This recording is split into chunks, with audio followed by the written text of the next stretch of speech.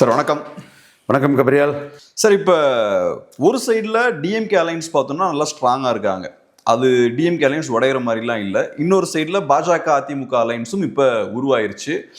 So என்டிகேவுக்கு 26 elections எப்படி இருக்கும் அப்படின்ற கேள்வி இருக்கு. ஏன்னா இப்போ டிஎம்கேவை பொறுத்தளவில் சென்டர் வாசஸ் ஸ்டேட்னு அவங்க நரேட்டிவை பில்ட் பண்ணுறாங்க. ஸோ நேச்சுரலாக இப்போ 2 அணிகளுக்கான போட்டி அப்படின்ற மாதிரி தான் ஸ்ட்ராங்காக கட்டமைக்கிறாங்க.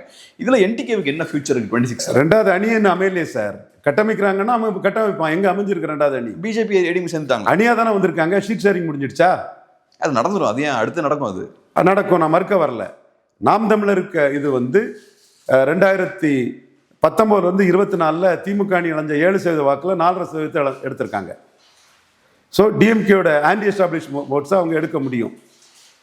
தினகரனும் கமலஹாசனும் விக்ரவாண்டி நாங்குநேரி வெள்ளூரில் நிற்காததுனால இன்னைக்கு அவங்க என்ன பொசிஷன், சீமான் என்ன பொசிஷன் எல்லாத்துக்குமே தெரியும். 8% போயிருக்காங்க.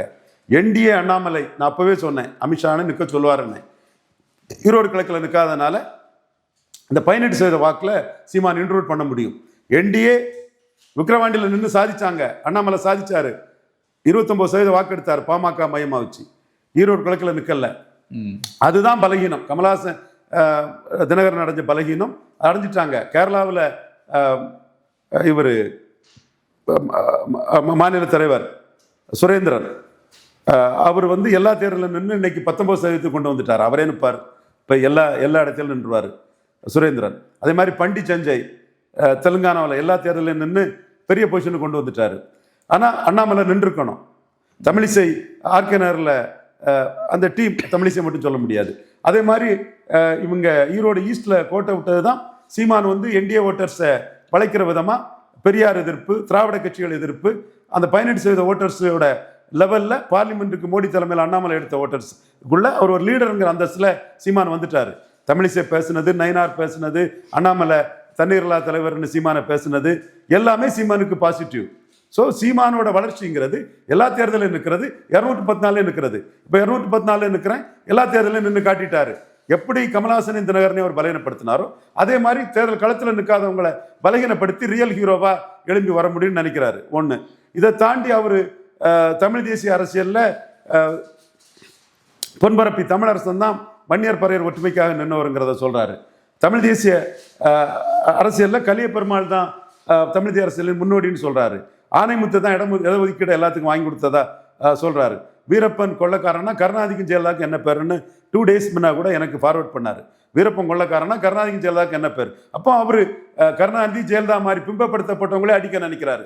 திராவிட சுடுகாடுன்னு பெருஞ்சர் அண்ணா பெருந்தகை உட்பட முத்தமிழறிஞர் கலைஞர், புரட்சி தலைவர் ஜெயலலிதா அம்மையார், மக்கள் திலகம் எம்ஜிஆர் இருக்கக்கூடிய அந்த நினைவிடங்களை கடற்கிற அழகு கிடக்குது, அடிச்சு தகர்க்குன்னு சொல்றாரு. அப்போ அவர் ஒரு போல்டான லீடராட்டு களத்துக்குள்ள அலையன்ஸ் எல்லாம் தேவையில்லை, மக்களை பயன்படுத்தி கட்சிகளின் பலத்தை உடைக்கிறேன். நீங்க சொல்லக்கூடிய இந்த கூட்டணி பலத்தை மக்கள் சக்தியில உடைக்கிறேன். இந்த கூட்டணிக்கு எங்க இருந்து பலம் மக்கள் சக்தியில தானே வருது. அந்த மக்கள் சக்தியில நான் உடைக்கிறேன்னு போறாரு. மேல்பாதி மங்கலம் ஆலய நுழைவுக்கு அவர் மட்டும்தான் இருக்கிறாரு. பறையர் தேவேந்திர குல வேளாளருக்கு 5% உயர்த்தணும்னு அவர் மட்டும்தான் கேட்கிறாரு. தென் ஒவ்வொரு இஷ்யூவும் நீங்க எடுத்துட்டீங்கன்னா மற்றவங்க எடுக்காத பல இஷ்யூஸை சீமான் மட்டும்தான் எடுத்து இந்த களத்துக்குள்ள நிற்கிறாருன்னு சொல்லும்போது கேண்டிடேட்டு ஆதி தமிழர்களை பொது தொகுதியில் நிறுத்துவங்கிறதான் சொல்றாரு. பிரதித்துவம் இல்லாத வண்ணார் நாவிதர், குயவர், மருத்துவர், போயர், ஒட்டர் போன்ற சமங்களுக்கு டிக்கெட் கொடுக்குங்கிறத பேசுறாரு. அதை செய்யறாரு, செயலையும் காட்டுறாரு.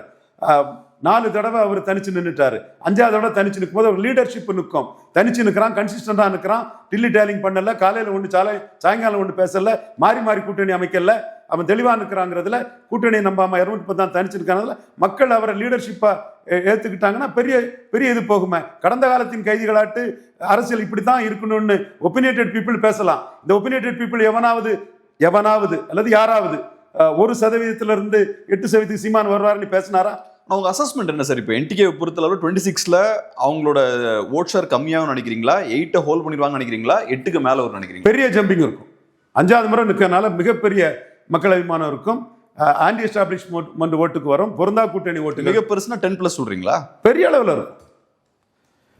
இருக்கும். 8 வரும் நான் மட்டும்தான் சொன்னேன். ஐயா சுமன் சீராமன் ஐயா அவர்களே 2 தான் சொன்னார். நான் தான் ஒருத்தன் தான் 8 சொன்னேன். ஏன் சொன்னேன்னா ஹீரோவா நிற்கிறான். திமுக அண்ணா திமுகவின் திமுக அண்ணா திமுகவும் காங்கிரஸ் பாஜகவின் தொங்கு சதைகள், ஊதுகுழல்கள், ஒட்டுண்ணிகள்னு 4 பேர் கூட கூட்டணி இல்லைன்னு, ஏபிசிடி கூட கூட்டணி இல்லைன்னு போட்டா நிற்கிறான். அப்போ லீடர்ஷிப்புக்கான ஓட்டு, இஷ்யூஸுக்கான ஓட்டு, சோஷியல் இன்ஜினியரிங்காக ஓட்டு, கன்சிஸ்டண்டாக ஒருத்தன் 5வது முறையும் தனிச்சு நிற்கிறதுக்கான ஓட்டு, மேல்பாதி மங்கலத்தில் ஆலய பிரவேசம் நடக்கணுங்கிறக்காக ஒருத்தங்க சொல்ற ஓட்டு, வீரப்பனை வந்து ஜெயலலிதா கருணாநிதி கொள்ளக்காரன், வீரப்பனை தமிழ் அடையாளன்னு ஒருத்தன் சொல்ற ஓட்டு, அதை ஏத்துக்கிறவன் ஓட்டு போடுவான். அதுல பலரும் வந்து வீரப்பனை சொல்லலாமான்னு வெறுக்கிறவங்க வெறுப்பாங்க. that's different. So is taking so many issues, மற்றவங்களோட பொருந்தா கூட்டணி எல்லாத்துக்கும் மேல அவர் பெரியார் எதிர்ப்பை தன்னை பெரிய அளவில் உயர்த்தணும்னு நினைக்கிறார். பெரியார் எதிர்ப்பை பெரிய அளவில் உயர்த்தணும்னு நினைக்கிறார். விஜய் கூட அவர் கூட்டணி வைக்க தயாரில்லை. பட் விஜய் இன்எலிஜிபிள், கமலாசன் மாதிரி போயிடுவாரு. விஜய் உருவாக்குற அந்த திமுக வேண்டாம், அதிமுக வேண்டாங்கிற அந்த பெர்செப்ஷன், கமலாசன் உருவாக்குன பெர்செப்ஷன் தனக்கு உதவினது மாதிரி விஜய் உருவாக்குற பெர்செப்ஷனும் தனக்கு உதவுன்னு சீமான் நம்புறாரு. அதனால தான் தம்பி அந்த முஸ்லீம் பட்வா அதிலெல்லாம் தம்பின்னு விஜய் டிஃபெண்ட் பண்ணி எல்லாம் பேசுறாரு. விஜய் இன்எலிஜிபிளான பர்சனாக தான் இருப்பாரு, கேண்டிடேட் போட்டுவிட மாட்டாருன்னு சீமான் கருதுறாரு. டாக்டர் ராமதாஸ் விஜய் ஒரு ஆப்ஷனாக கருதுறாரு. ஸோ ஒவ்வொருத்தரும் தங்கள் தளத்துக்குள்ள இருந்து தான் விஷயங்களை அணுகிறாங்க. இதுல சீமான் 5வது முறை தனிச்சு நிற்கும் போது மிகப்பெரிய ஜம்பிங் கிடைக்கும். லீடர்ஷிப்லையும் ஈர்ப்பு சக்தியிலையும் சீமான் ஏறி அடிச்சிடலாம் அப்படின்னு நம்புறாரு. சார், இன்னொரு விஷயம், இப்போ பேசும்போது இன்னொரு விஷயம் சொன்னீங்க. அதாவது என்னன்னா, இப்போ பாஜக அதிமுக கூட்டணியை பொறுத்தளவில் ஃபைனல் ஆச்சு அப்படின்னு கேட்டீங்க. அதாவது சீட் ஷேரிங்லாம் என்ன ஃபைனல் ஆச்சு அப்படின்ற மாதிரி கேட்டீங்க. அதில் சிக்கல் இருக்கும்னு நினைக்கிறீங்களா? சீட் ஷேரிங்லாம் சிக்கல் இருந்ததுனால 2 பேருக்கும் லாபம் இல்லாதங்கிறனால ஃபைனல் ஆகணும்னு அமித்ஷா நினைக்கிறாரு. இது இவங்க சேர்ந்துக்கிட்டு பாமகவும் சேர்ந்தா கழிஞ்ச முறை சில எம்பிக்கள் ஜெயித்திருக்கலான்னு கருதுறாங்க. தோத்து போன 2 பேரும் ஒன்னா சேர்ந்து தான் நிற்க முடியும்னு நினைக்கிறாங்க. நயினார் உடையக்கூடாதுன்னு நினைக்கிறாரு, எடப்பாடி உடையக்கூடாதுன்னு நினைக்கிறாரு. பட் சீட் ஷேரிங்ல ப்ராப்ளம் இருக்குது. அண்ணாமலை பலத்திற்கேற்ற பங்கீடுவான்னு கேட்கிறார். என் உழைப்புல நான் தாமரையில 11.4 கொண்டு வந்தேன், ரெட்டலையில அவர் கொண்டு வந்தது 20.4. அந்த 20.4ல புதிய தமிழகமும் முபாரக்கும் வெளியேறின பிறகு 19.4 தான் இருக்குது. ரேஷியோ படி இது இருக்கணும். அவருக்கு 100 சீட்டுன்னா நமக்கு 55 சீட்டுக்கு மேல நமக்கு இருக்கணும், அதாவது தாமரைக்கு இருக்கணும்ங்கிறதுல அண்ணாமலை தெளிவா இருக்கிறாரு. அவருக்கு 150ன்னா 80க்கு மேல இங்க இருக்கணும், அவரோட 50% மேல சீட்டு இருக்கணும்னு அண்ணாமலை தலைமையில எல்லா இடத்துலையுமே சொல்லியிருக்கிறாரு. நம்ம உழைப்பை அவர் காலில் போட்டுட்டு போயிடக்கூடாது, ரொம்ப அலர்ட்டா இருக்கணுங்கிறதுல அண்ணாமலை ஃபைட் பண்றாரு. ஸோ கழிஞ்ச முறை அண்ணாமலையே தலைவராக இருந்து உள்ளாட்சி தேர்தலில் 2% இடம் கொடுக்கணும்னு சொல்லும்போது இது 5% கேட்டு அண்ணாமலை வெளியேறி சீமானோட அண்ணாமலை அன்னைக்கு சாதிச்சாரு. சீமானுக்கு பலங்கிறது லீடர்ஷிப்பும் பிரச்சாரமும் தான், அமைப்பு பலம் இல்லை. பாஜக அமைப்பு பலத்தையும் டெல்லி ரிசோர்ட்ஸையும் வச்சு 5% வாக்கு அண்ணாமலை சாதிச்சு காட்டினார். உண்மை, நானே எலெக்ஷனுக்கு முன்னாடியே சொன்னேன் அண்ணாமலை தான் சாதிப்பாரு, சீமானுக்கு அமைப்பு பலம் இல்லைங்கிற கருத்தை நான் அன்னைக்கு சொன்னேன். அது மாதிரி திருவொற்றியூர்ல சீமான் 3வது தான் போவாருங்க கருத்தையும் நான் சொன்னேன். விக்கிரவாண்டியில போலர் ஸ்டேஷன்ல சீமான் பழைய ஓட்டை மெயின்டைன் பண்றது இதே ஆச்சரியம்னு சொன்னேன். இப்போ சொல்றேன் லீடர்ஷிப்ல சீமான் எகிரி அடிச்சு மேல போவாருன்னு சொல்றேன். ஸோ அண்ணாமலை அந்த 5% நிரூபிச்சாரு. அதற்கு பிறகு 6 சீட்டு தான் எடப்பாடி கொடுப்பான்னாரு. அண்ணாமலை 12 கேட்டாரு. கூட்டணி முறிஞ்சுது. ஜெயலலிதாவுக்காகவும் அண்ணாவுக்காக இல்லைங்க, மெட்டீரியல் பொலிட்டிக்ஸ்ல லாபம் தாங்க குறி, அண்ணாவாது ஜெயலலிதாவாது. சசிகலா சீஃபின் சார்ந்தும் குப்பைக்கூடையில ஜெயலலிதா கலண்டரை போட்டதை இந்த ஹிண்டு பத்திரிகையில பிரபல தேசிய நாளிதழ், ஆங்கில தேசிய நாளில் எடுத்து போட்டிருந்தான், எல்லாரும் பார்த்துருப்போம். ஸோ அதுல தான் அது முறிஞ்சு போச்சு. இப்போ அண்ணாமலை இருந்தா கதை வேற. நயினார் வந்து அமித்ஷா இன்ஸ்ட்ரக்ஷன் படி கூட்டணி முறியக்கூடாதுன்னு நினைக்கிறாரு, எடப்பாடியும் கூட்டணி முறியக்கூடாதுன்னு நினைக்கிறாரு, அமித்ஷாவும் கூட்டணி முறியக்கூடாதுங்கிறதுக்காக தான் அங்கே போய் எடப்பாடி வீட்டில் விருந்து சாப்பிட்டாரு. நம்மளும் மோடி எதிர்ப்பை நியூட்ரலைஸ் பண்ணணும், பிஜேபி நியூட்ரலைஸ் பண்ணுங்கிற போது 19.4% வாக்கு மோடியை தலைமையை ஏற்று பிஜேபிக்குள்ள வரும்போது வந்து அது 29 மோடிக்கு பயன்படுங்கிற அடிப்படையில் தான் பிஜேபி சிம்பதைசர்ஸ் எல்லாமே இருக்கிறாங்க. பட் கூட்டணியில் யாருக்கு என்ன லாபம், யாருக்கு யார் விட்டு கொடுத்து எப்படி போறது? 2 பேருமே தோத்து போனாங்க. ஏதோ ஒருத்தர் மட்டும் தோத்த மாதிரி அதை கொண்டு போகக்கூடாதுங்கிறதுல சீட் ஷேரிங்ல ஒரு பிரச்சனை இருக்குது. அதை அமித்ஷாவும் எடப்பாடியும் பேசி முடிச்சிருவாருன்னு நயினார் நாகேந்திரன் தெளிவா சொல்றாரு. அவர் யாரையும் பயக்காம அதை அணிய கட்டுக்கோப்பா கொண்டு போகணும்னு நினைக்கக்கூடிய ஒரு நயினார் நாகேந்திரன். அதே வேளையில அண்ணாமலைக்கு பிரஷர்ல அசிய பார்ட்டி பிரசிடென்ட் அவர் தலைவராக இருக்கும்போது பலத்துக்குரிய சீட்டை வாங்க வேண்டிய நிர்பந்தமும் அவருக்கு வரும். அதை வெளிக்காட்டாம தன்னோட டார்கெட்ல கரெக்டா இருந்து நயினார் நாகேந்திரன் கொண்டு போவார் நான் கருதுறேன். சரி, இப்போ இன்னும் ஒரே ஒரு விஷயம் மட்டும். இப்போ டிஎம்கேவை பொறுத்தளவில் ஸ்ட்ராங்காக அவங்க ஆன்டி சென்டர் நிலைப்பாட்டை எடுக்கிறாங்க. நிறைய இஷ்யூஸ் அவங்க கையில் எடுத்துக்கிட்டே இருக்காங்க. டிலிமிட்டேஷனாக இருக்கலாம், நீட்டாக இருக்கலாம், என்இபியாக இருக்கலாம், மும்மொழி கொள்கையாக இருக்கலாம். இப்போ ரீசெண்டாக ஸ்டேட் அட்டானமியும் அவங்க கையில் எடுக்கிறாங்க. ஸோ சென்டர் வர்சஸ் ஸ்டேட்டுன்னு நரேட்டிவை மாற்றணும் அப்படின்றது அவங்களோட ஸ்ட்ராட்டஜியாக இருக்குது. இது மேபி எலெக்ஷனுக்கு அவங்களுக்கு யூஸ்ஃபுல்லாக இருக்கலாம். அதான் மேபி அவங்களோட லாங் டேர்ம் அப்ஜெக்டிவும் அதுவாக இருக்கலாம். பட் இப்போ கேள்வி என்னன்னா, சில நேரங்களில் சில பேர் சொல்கிற விஷயம் என்னன்னா, ரொம்ப அக்ரெசிவா சென்டரோட போய் சண்டைக்கு போகும்போது சில நேரங்கள்ல பெருசா பேக் ஃபயர் ஆகிறதுக்கு வாய்ப்பும் இருக்கு. ஏன்னா சென்டர் கையில அதிகப்படியான பவர்ஸ் இருக்கு. குறிப்பா இப்ப ஸ்டாலின் அவர்கள் அமித்ஷா அவர்களையும் காட்டமா விமர்சிச்சிருக்காரு, மோடி அவர்களையும் காட்டமா விமர்சிக்கிறார். ஸோ எப்படி பாக்குறீங்க இதெல்லாம்? அமித்ஷா தான் காட்டமா விமர்சிச்சிருக்காரு, மோடியை மைல்டா தான் விமர்சிச்சிருக்காரு. இல்ல மோடிக்கு பதிலடிலாம் கொடுத்துருக்காரு இல்லையா? லாஜிக்கலா பயில் கொடுத்துறாரு, பிரின்சிபல்டா எல்லாமே பயில் கொடுத்துட்டு தான் இருக்காரு. 10% அவர் எதிர்த்தாரு, எல்லாமே கரெக்டாக தான் போயிட்டு இருக்காரு. இதில் மோடியை வந்து சாஃப்டான வார்த்தைகளை தான் அவர் சொல்லியிருக்காரு, அமித்ஷாவை கடுமையான வார்த்தைகளில் பேசியிருக்காங்கிறது தான் என்னோட ரீடிங்காக நான் இருக்குது. எனிவே ஏன் இந்த டிஃபரன்ஸ் ரெண்டு பேரும் ஏன் டிஃப்ரெண்டாக டீல் பண்ணுறான்னு நினைக்கிறீங்க? ஹீஸ் இன் பொலிட்டிக்ஸு, ஓகே, அதுதான் டீல் பண்ணுவாங்க. மோடியும் அவரை வந்து அழுறாங்கிற வார்த்தையை சொல்லியிருந்தார். ரைட், எக்ஸாக்ட்லி அதான். ஸோ நான் அழலன்னு சொல்லிக்கிட்டு நீங்கள் குஜராத்தில் இருக்கும்போது தான் சொன்னேன், நீங்கள் குஜராத்தில் கவர்னரை பற்றி சொன்னதான் சொன்னேன்னு அந்த கொஞ்சம் ஒரு சாஃப்டாக தான் பிரதமரை டீல் பண்ணுறாரு. இது இப்போ நீங்கள் இப்படி இந்த லைன்ஸ் அதை படித்து பார்க்க உங்களுக்கு தெரியும். இதில் பிரதமர் வந்து ஸ்டாலின்கிட்ட அதிருப்தி அடைஞ்ச விஷயம் என்னென்னா டீலிமிட்டேஷன். நீங்கள் இந்தியை சொல்லுங்கள், பிரச்சனை இல்லை, அது அதர் ஸ்டேட்டில் பிஜேபிக்கு லாபம். நீட்டை சொல்லுங்கள், மெரிட்டான டாக்டர்ஸ்ன்னு சொல்லி அண்ணாமலை சொல்கிற மாதிரி போயிடுவாங்களே. ஓப்பனாட்டே இங்கே வந்து 1 கோடி கையெழுத்து நின்று அண்ணாமலை தெளிவாக பண்ணார். இன்னும் கட்சி கொள்கையின் அடிப்படையில் நயனாரும் தொடர்வார்னு நினைக்கிறேன். தமிழிசை மாதிரி இல்லாமல் தெளிவாக வந்து நீட்டு சரிதாங்க, மும்மணிக்குள்ளே சரிதாங்கன்னு ஆணித்தரமாக ஒரு லீடர்ஷிப்பில் இப்படி தாங்கன்னு ஒரு காமராஜ் பாண்டிலா சொல்லக்கூடிய ஒரு தலைவராக அண்ணாமலை இருந்தார். இப்போ நீங்கள் எடுத்த இஷ்யூ வந்து டீலிமிட்டேஷன். டீலிமிட்டேஷன் இஷ்யூ மோடிக்கு இந்த இஷ்யூவை வந்து ரேவந்த் ரெட்டி கையில் ஸ்டாலின் கடத்தி கொடுக்குறாரு. தெலுங்கானாவில் சிக்கலாகுது.